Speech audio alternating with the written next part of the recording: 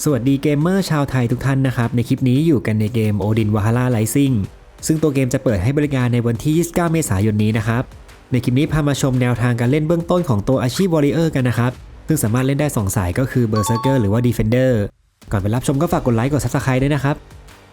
และหากใครกำลังมองหาร้านเติมเกมแบบสะดวกปลอดภัยและก็ประหยัดก็ขอฝากร้านเติมเกม PayTwin Top Up ไว้ด้วยนะครับเติมถูกเติมเองเติมผ่านแอดมินที่ Facebook หรือว่า LINE ก็ได้หรือว่าจะเติมผ่านระบบอัตโนมัติในเว็บไซต์ก็ได้ด้วยนะครับแล้วก็อย่าลืมกรอกโค้ด GGCH เพื่อเป็นการซัพพอร์ตสตรีมเมอร์ด้วยนะครับสำหรับสายอาชีพ Warrior จะถูกฟิกเป็นเพศชายนะครับแล้วก็จะมีการโจมตีแบบระยะใกล้แล้วก็มี CC ทำให้ศัตรูเนี่ยติดสถานต่างๆได้อีกด้วยหรือเมื่อเราเลือกอาชีพ Warrior มานะครับแล้วเมื่อเรากดกาชาตัวละครมาจะออกแค่2ตัวเท่านั้นก็คือ Defender หรือว่า Berserker แต่ในคลิปของผมเนี่ยมันเป็นเซิร์ฟเวอร์ญี่ปุ่นนะครับมันมีอาชีพที่3มาแล้วก็คือตัวของคอนคู่แต่ว่าในช่วงแรกเซิร์ฟเวอร์บ้านเราจะมีแค่2อาชีพนะครับตัวอาชีพ Defender จะใช้อาวุธเป็นดาบแล้วก็โล่นะครับส่วนตัว Berserker เนี่ยจะใช้อาวุธเป็นดาบใหญ่เท่านั้นซึ่งถ้าเราไปกดกาชาเราก็ต้องลุ้นกันนะครับว่ามันจะออกกาชาที่ตัวอาชีพ Defender หรือว่า Berserker เป็นตัวเทียร์สูงที่สุดซึ่งทั้ง2อาชีพนี้ก็จะมีจุดเด่นก็คือมีพลังป้องกันที่สูงอยู่แล้วด้วยนะครับแต่ว่าจะมีพลังโจมตีที่ต่ำกว่าตัวสายอาชีพ Sorcerer หรือว่าโลกนะครับ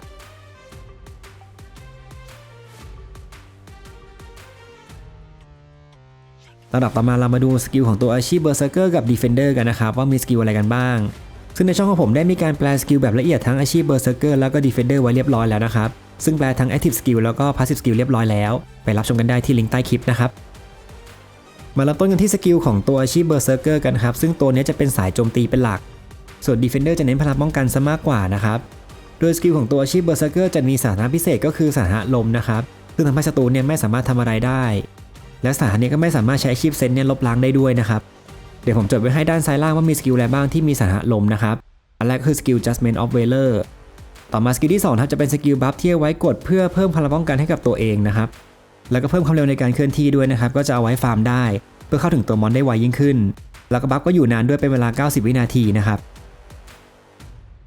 ซึ่งตัว Berserker จะมีสกิลที่ใช้ร่วมกันของสกิลนี้ก็คือ Lion Courage นะครับสกิลนี้จะเอาไว้บัฟเพื่อเพิ่มพลังโจมตีระยะใกล้เพิ่มขึ้นแล้วก็เพิ่มพลังโจมตีแก่มอนเตอร์ทั่วไปเพิ่มขึ้นด้วยนะครับ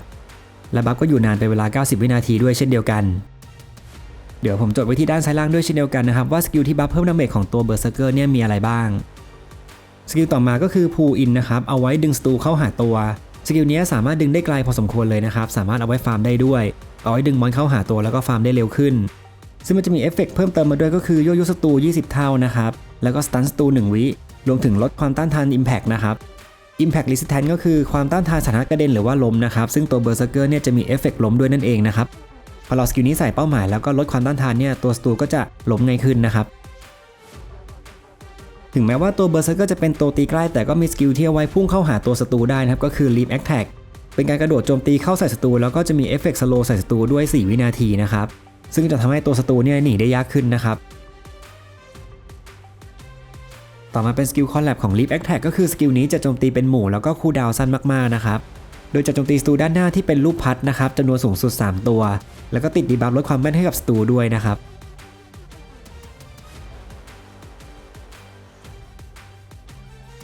สกิลต่อมาจะเอาไว้ใช้เมื่อศัตรูเนี่ยติดสถานะล้มอยู่นะครับก็คือ Slam Down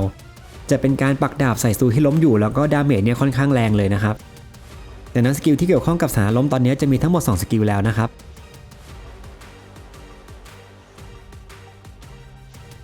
ต่อมาเป็นสกิลระดับสีม่วงแล้วนะครับซึ่งจะใช้ตังค์ค่อนข้างเยอะในการซื้อสกิลนี้จะโจมตีเป็นหมู่รูปพัดด้านหน้านะครับแล้วก็สามารถโจมตีได้สูงสุด3ตัวแล้วก็จะมีโอกาสติดเอฟเฟกต์ล้มใส่ศัตรูด้วยนะครับดังนั้นตอนนี้ Berserker มีสกิลที่ทำให้ล้มได้เนี่ยทั้งหมด2สกิลแล้วนะครับอีก1สกิลที่ทำให้ล้มได้ด้วยก็คือ Counter Attack นะครับแต่ว่าเงื่อนไขของสกิลนี้เราต้องเรียนรู้สกิลพาสซีฟที่ชื่อว่า Armor Defense ก่อนนะครับก็คือพาสซีฟที่ทำให้สะท้อนดาเมจใส่ศัตรูที่โจมตีใส่เราได้โดย Counter Attack เป็นสกิลที่ตัวละครเราจะถีบใส่ศัตรูแล้วก็มีเอฟเฟกต์ติดสถานะล้มด้วยนะครับตอนนี้ก็จะมีสกิลทำให้ล้มได้แล้วทั้งหมด3สกิลนะครับอีก1สกิลที่ทำให้ล้มได้ก็คือ Sword Blast นะครับแต่ว่าสกิลนี้จะเป็นการโจมตีด้วยขึ้นดาบระยะไกลซึ่งทีเวลแรกก็จะมีโอกาส 30% ทำให้ศัตรูเนี่ยล้มเป็นเวลา3วินาทีนะครับสรุปแล้วก็คืออาชีพ Berserker จะมีสกิลทำให้ล้มได้ทั้งหมด4สกิลนะครับแล้วก็ Slam Down เนี่ยจะเอาไว้ปักดาบใส่ศัตรูที่ล้มอยู่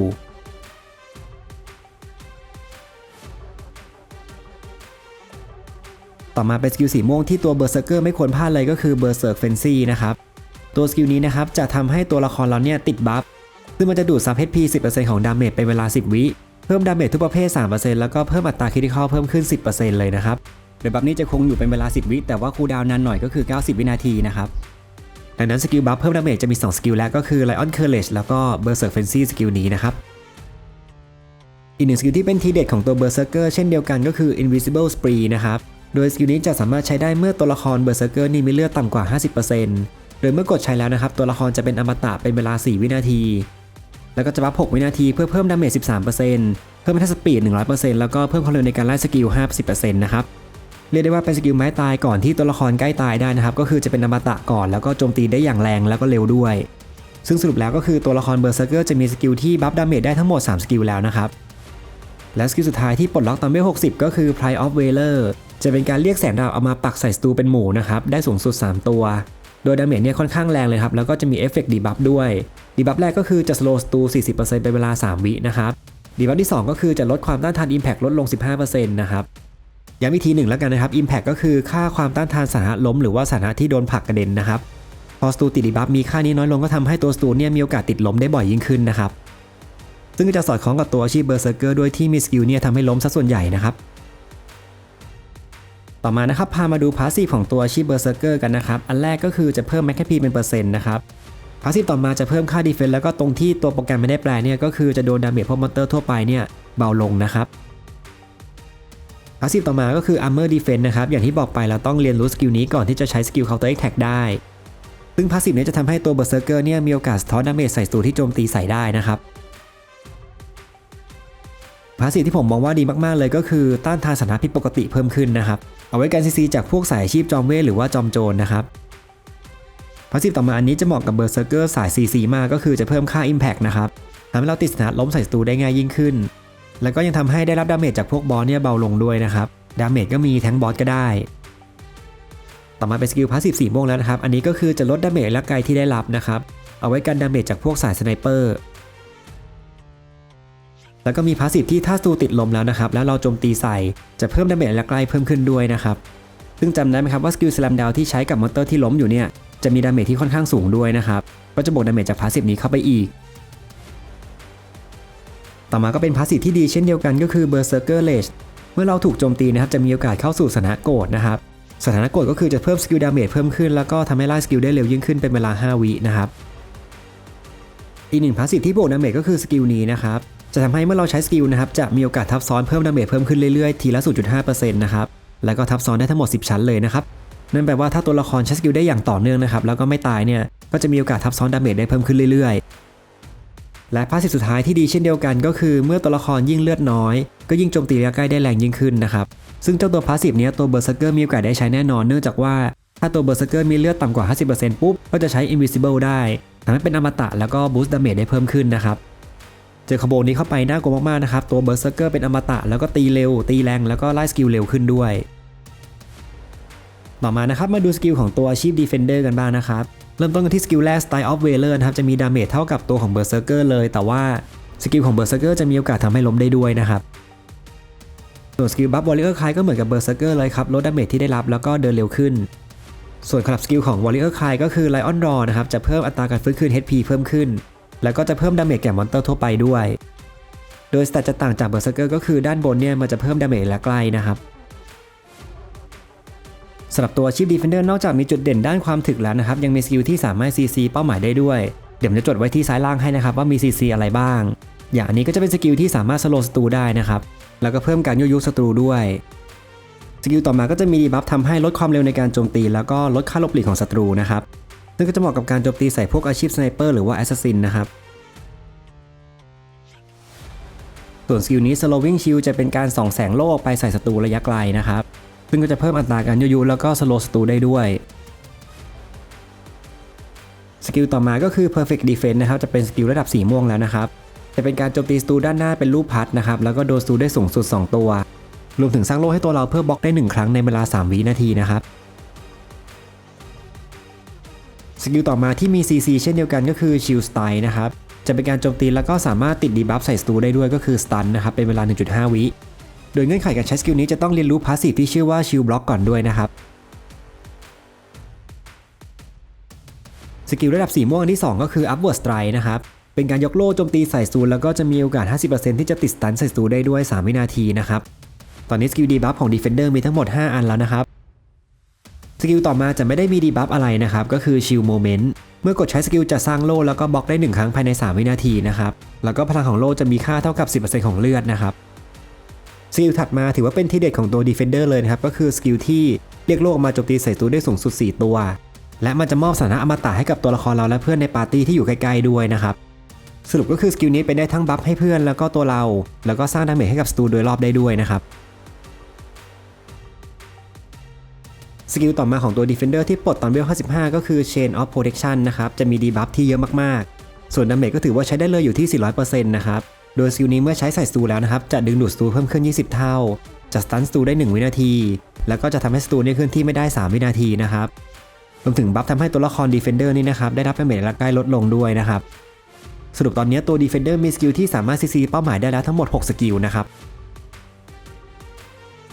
และสกิลสุดท้ายที่ปลดตอนเวล 60แล้วก็มี CC เช่นเดียวกันก็คือ Shield of Retribution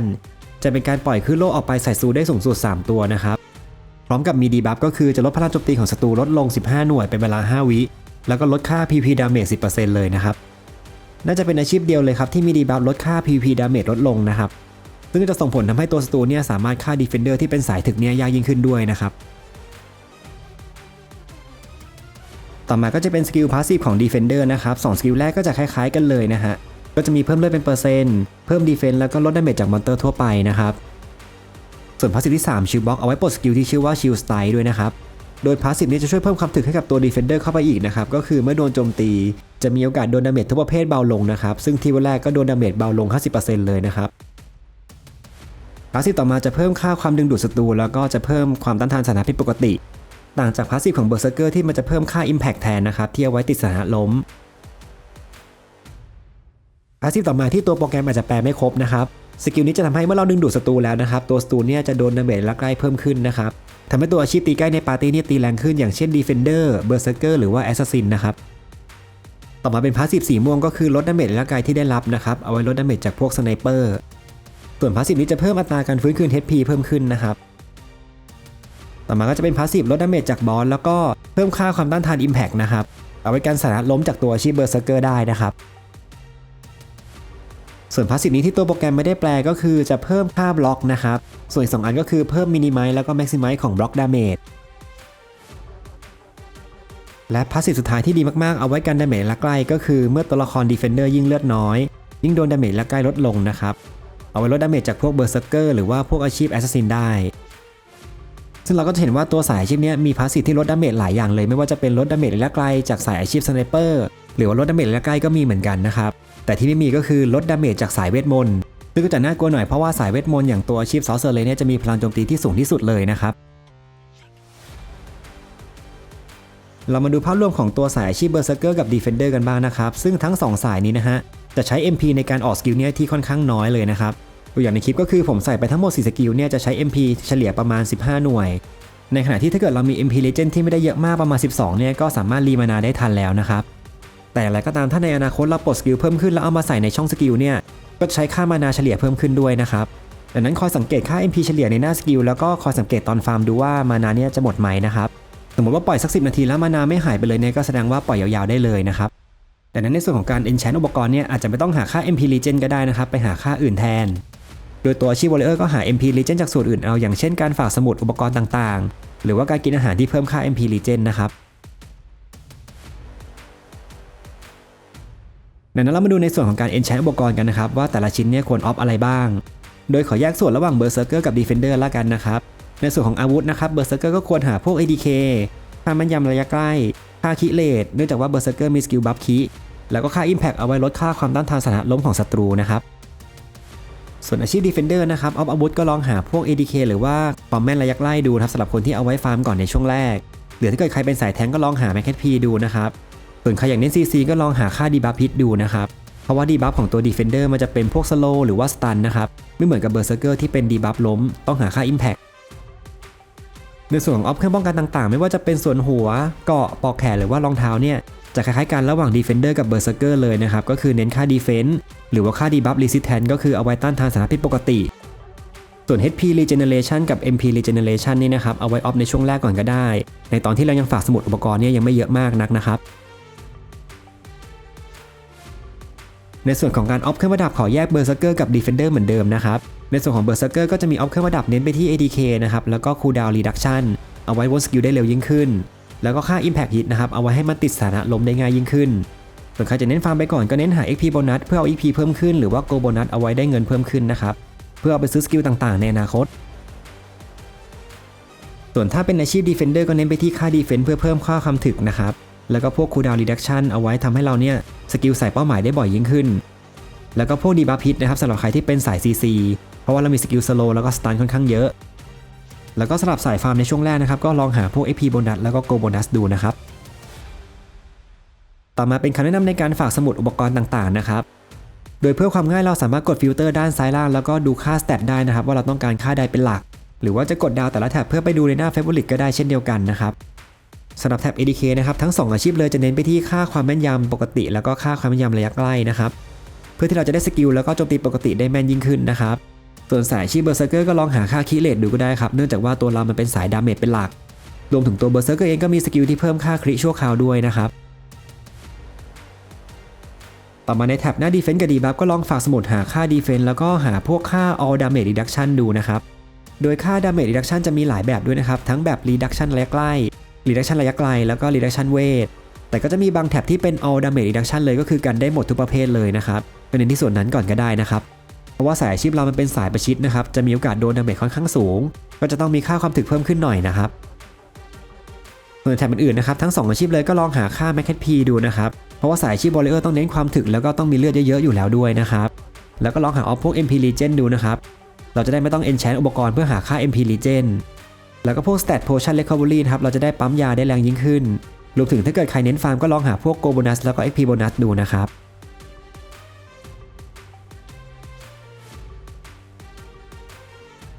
และสุดท้ายก็มาแนะนำกาชาสกินตัวละครท็อป 3 ของแต่ละอาชีพนะครับโดยจะเริ่มดูที่ตัวสีทองเป็นหลักนะครับตัวสีแดงน่าจะไม่ได้ดูเพราะว่าน่าจะเกินเอื้อมเกินไปนะครับซึ่งตัวสกินตัวละครสีต่างๆเนี่ยจะได้จากการสุ่มกาชาตัวละครเท่านั้นนะครับ